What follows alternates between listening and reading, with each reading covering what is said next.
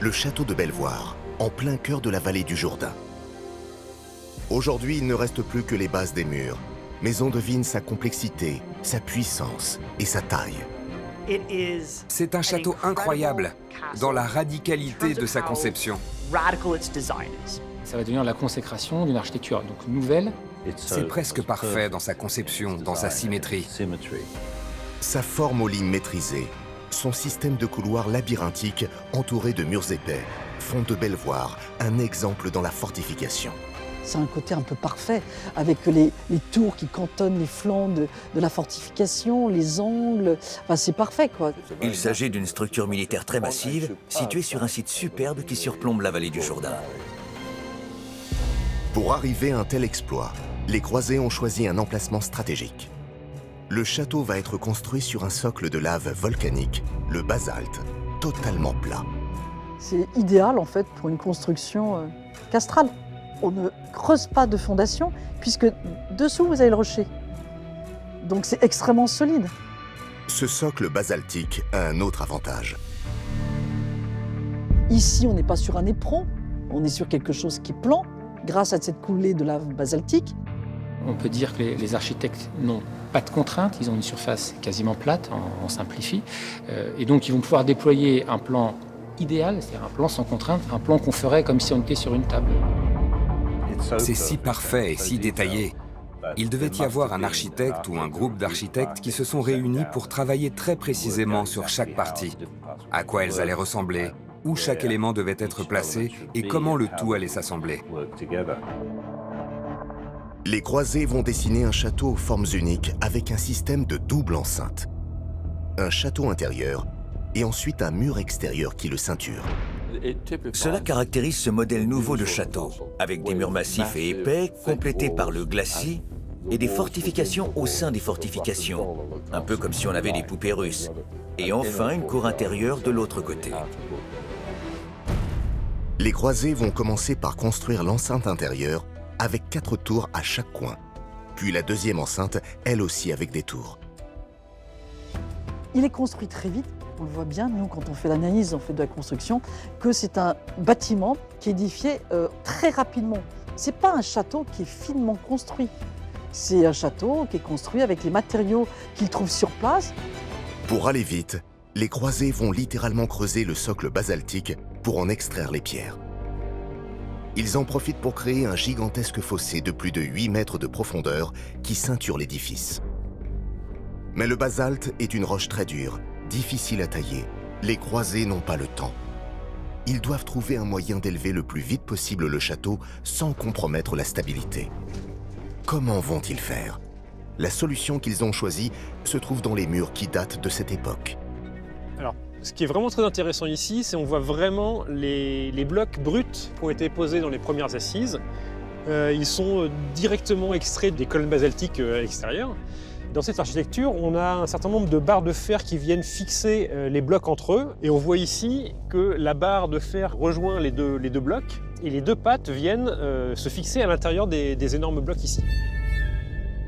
Les agrafes de fer sont incluses dans la pierre et scellées par du plomb. Une technique employée pour édifier les cathédrales. Les pierres basaltiques sont systématiquement agrafées 2 à 2 dans tout le château.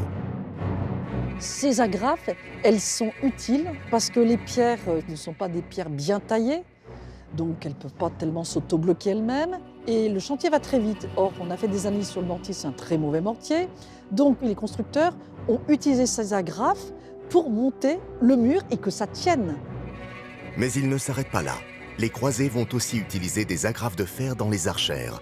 Ce sont les ouvertures qui permettent aux archers de tirer les flèches.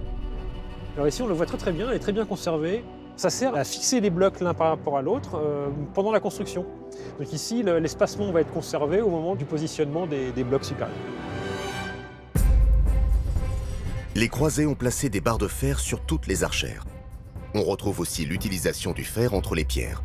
En effet, les croisés s'en sont servis pour calibrer exactement l'espacement entre elles, tout particulièrement sur les coins de murs qui doivent être réguliers. Il y a plusieurs tonnes de fer dans tout le château. Et pourtant, il n'y a aucune trace de fer dans la région. Pourquoi un tel choix? Ici, on a un énorme déficit de fer. Pour développer une métallurgie du fer, il faut avoir recours à du commerce à plus ou moins longue distance.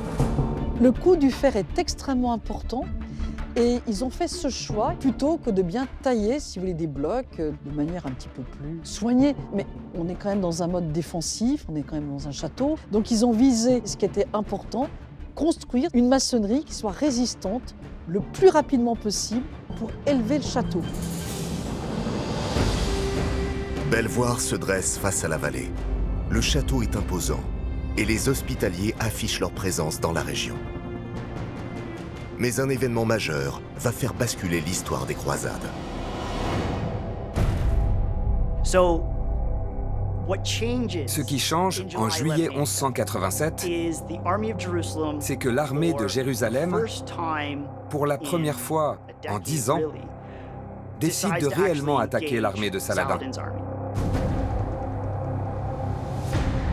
Le nouveau roi de Jérusalem, Guy de Lusignan, à peine arrivé d'Europe, décide de rassembler tous les chevaliers, les templiers et les hospitaliers présents sur la Terre Sainte pour combattre la gigantesque armée de Saladin et en finir une bonne fois pour toutes.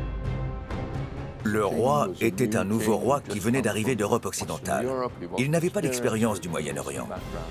Les ennemis jurés se confrontent dans les plaines d'Athine, à quelques kilomètres de Belvoir.